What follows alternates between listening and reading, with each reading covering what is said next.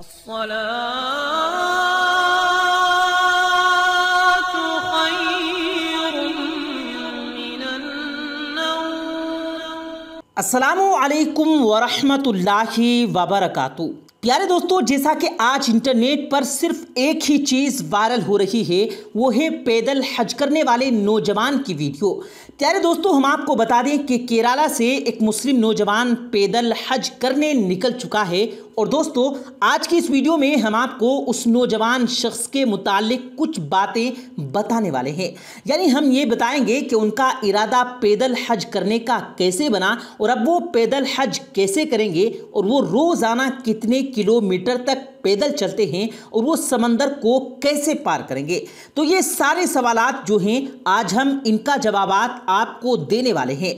तो बने रहिए हमारे साथ और इस वीडियो को आखिर तक देखते रहें, और इस वीडियो को एक प्यारा सा लाइक ज़रूर करें। तो आइए आज की ये खूबसूरत वीडियो का आगाज करते हैं। प्यारे दोस्तों, ये जो हज करने वाला नौजवान है, इसका नाम शिहाब है और ये केरला में रहता है। और बताया जाता है कि ये पहले सऊदी अरब में काम किया करते थे, और जब वो काम किया करते थे तो उन्होंने ये पैदल हज करने का इरादा उसी वक्त किया था कि ये केरला से मक्का तक पैदल हज करेंगे। तो उन्होंने सऊदी अरब में ये पैदल हज करने का इरादा बना लिया था, और अब पैदल हज करने के लिए उन्होंने इरादा तो कर ही लिया था, लेकिन इसके मुतालिक वो बहुत परेशान थे, क्योंकि जाहिर सी बात है, पैदल हज करना, वो भी हिंदुस्तान से लेकर सऊदी अरेबिया तक, यानी केरला से लेकर मक्का मदीना तक पैदल जाना, ये फैसला भी बहुत बड़ा है। और सबसे बड़ी बात तो इसके अंदर बहुत सारी परमिशंस लगती हैं, जैसे पुलिस परमिशन हो गई, गवर्नमेंट की परमिशन, फॉरेन अफेयर मिनिस्टर, बहुत सारी परमिशन हो गई। तो जो ये सिर्फ कागजी कार्रवाई होती है, इसमें बहुत सारी परेशानियां उनको पेश आ रही थी। और ये सारी कागजी कार्रवाई करने के लिए शिहाब भाई का पूरा 1 साल इसी में लग गया, क्योंकि अगर पैदल जाना है तो ऐसा तो नहीं है कि वो जब किसी के दिल में आए तो वो कल के कल अपना सामान उठाकर पैदल हज करने के लिए निकल पड़े, तो ये तो नहीं हो सकता। फिर इसी बीच में ही पुलिस पकड़ लेगी, फिर उसके ऊपर कोई कानूनी कार्रवाई की जाएगी, तो उसके लिए एक प्रोसेस होता है, बहुत सारे लोगों की परमिशंस लगती हैं, गवर्नमेंट की परमिशन होती है। तो ये सारी परमिशंस जब आपको हासिल हो जाती हैं, तब आप ये सफ़र शुरू कर सकते हैं। और शिहाब भाई ने भी 1 साल इसी प्रोसेस में लगाया, क्योंकि उन्हें हिंदुस्तान के साथ साथ सऊदी अरब की हुकूमत से भी उन्हें इजाज़त लेनी थी।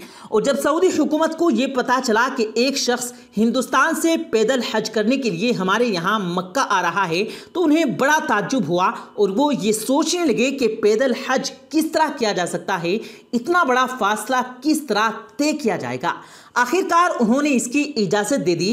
प्यारे दोस्तों, मैं आपको बता दूं कि हिंदुस्तान से मक्का तक का जो सफ़र है, वो लगभग 8600 किलोमीटर के आसपास है। तो शिहाब भाई जो हैं, उन्होंने अपनी पैदल हज करने का सफ़र फिर सारी परमिशन मिलने के बाद, सारी कागजी कार्रवाई होने के बाद शुरू किया। और दोस्तों, एक बात तो हमारे दिलो दिमाग में आती है कि शिहाब भाई एक दिन रोज़ाना कितने किलोमीटर चलते हैं, यानी वो रोज़ाना कितने किलोमीटर तक सफ़र तय करते हैं।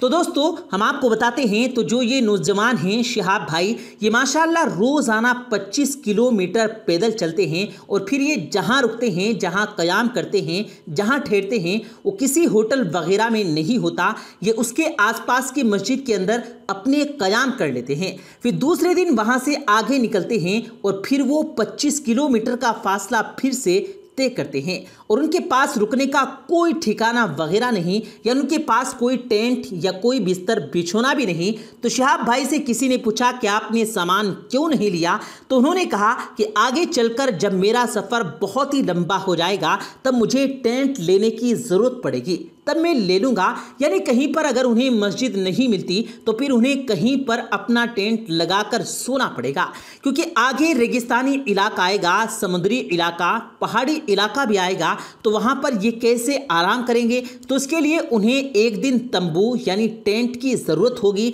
और शिहाब जहाँ जहाँ जा रहे हैं, वहाँ उनका ज़ोरदार तरीके से इस्तकबाल किया जा रहा है। और प्यारे दोस्तों, हम आपको बता दें कि ये 21वीं सदी के पहले हिंदुस्तानी मुसलमान हैं जो पैदल हज करने के लिए जा रहे हैं। और ये शिहाब भाई कहते हैं कि उन्होंने अपने बचपन से ही जो पहले के हमारे जो बुजुर्ग थे वो कैसे पैदल हज किया करते थे, तो उनके किस्से, उनकी कहानियां उन्होंने सुन रखे थे। अब उन्होंने कहा कि जो पहले पैदल हज किया करते थे अब वो तो इस दुनिया में नहीं हैं कि हम उनसे मशवरा ले लें कि वो कैसे जाते थे, क्या क्या करते थे, तो हम वो सब कुछ नहीं जान सकते। लेकिन फिर भी मैंने इरादा किया कि मुझे पैदल हज करना है, क्योंकि मेरी माँ की भी यही ख्वाहिश थी और ये सारी मेरी माँ की दुआओं का असर है कि मैं पैदल हज को जा रहा हूँ। और ये मेरी दिली ख्वाहिश और दिली तमन्ना थी। अल्लाह ताला से दुआ है कि अल्लाह ताला उनके सफ़र में आसानी करे। और प्यारे दोस्तों, रही बात समंदर को कैसे पार करेंगे, इस बारे में उन्होंने कुछ नहीं बताया। और जैसे ही हमें इसके मुताल्लिक कुछ इन्फॉर्मेशन मिलती है तो हम इसके बारे में भी आपको ज़रूर इत्तला कर देंगे।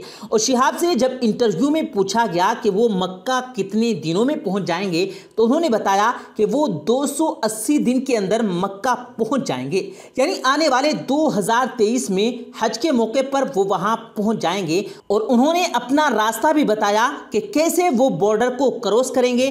पहले वो पाकिस्तान जाएंगे, फिर ईरान जाएंगे, फिर ईरान से होते हुए इराक जाएंगे और इराक से होते हुए कुवैत जाएंगे, फिर सऊदी अरेबिया। तो 5 देशों से गुजरेंगे और 2023 में वो मक्का मुकर्रमा पहुंच जाएंगे।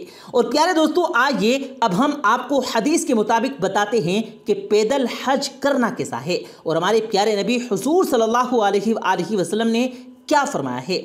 एक औरत ने नज़र मानी थी, यानी मन्नत उसे कहा जाता है। उस औरत ने नज़र मानी थी कि वो बैतुल्लाह शरीफ तक पैदल हज करेगी, यानी वो बैतुल्लाह शरीफ तक चल कर जाएगी। तो रसूल करीम सल्लल्लाहु अलैहि वसल्लम से इस हवाले से सवाल किया गया, तो आप सल्लल्लाहु अलैहि वसल्लम ने इरशाद फरमाया, अल्लाह उसके पैदल हज करने से बेपरवाह है, उसे हुक्म दो कि वो सवार होकर जाए।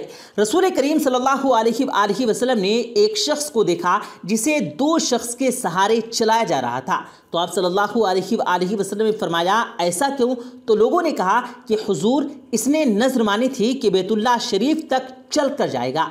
हुजूर सल्लल्लाहु अलैहि वसल्लम ने इरशाद फरमाया कि अल्लाह ताला को क्या ज़रूरत है कि ये शख्स अपने आप को अज़ाब में डाले, मुसीबत में डाले, इससे कहो कि वो सवार हो जाए। और इसी तरह से कुरान करीम की आयत और उसका तर्जमा आपको सुनाते हैं। वअज़्ज़िन फिन्नासी बिलहज्जि यअतूका रिजालन व अला कुल्लि ज़ामिरिन यअतीना मिन कुल्लि फज्जिन अमीक। इसका तर्जमा, और लोगों में हज का ऐलान कर दो कि वो तुम्हारे पास पैदल आएँ और दूर दराज के रास्तों से सफ़र करने वाली ऊँटनियों पर सवार होकर आएँ जो लंबे सफ़र से दुबली हो गई हैं। प्यारे दोस्तों, ये थी हमारी आज की वीडियो। उम्मीद है आपको पसंद आई होगी। वीडियो पसंद आने की सूरत में इसे लाइक कीजिएगा और अपने दोस्तों के साथ ज़रूर शेयर कीजिएगा। और मज़ीद इसी तरह की वीडियोज़ पाने के लिए हमारे यूट्यूब चैनल को सब्सक्राइब करके साथ में लगे बेल आइकन पर ज़रूर क्लिक कीजिएगा, ताकि मज़ीद अपलोड होने वाली वीडियोज़ का नोटिफिकेशन बर वक्त आप तक पहुँचता रहे। मुझे दीजिएगा इजाज़त, मिलते हैं फिर एक नई वीडियो के साथ। तब तक के लिए अल्लाह हाफिज़।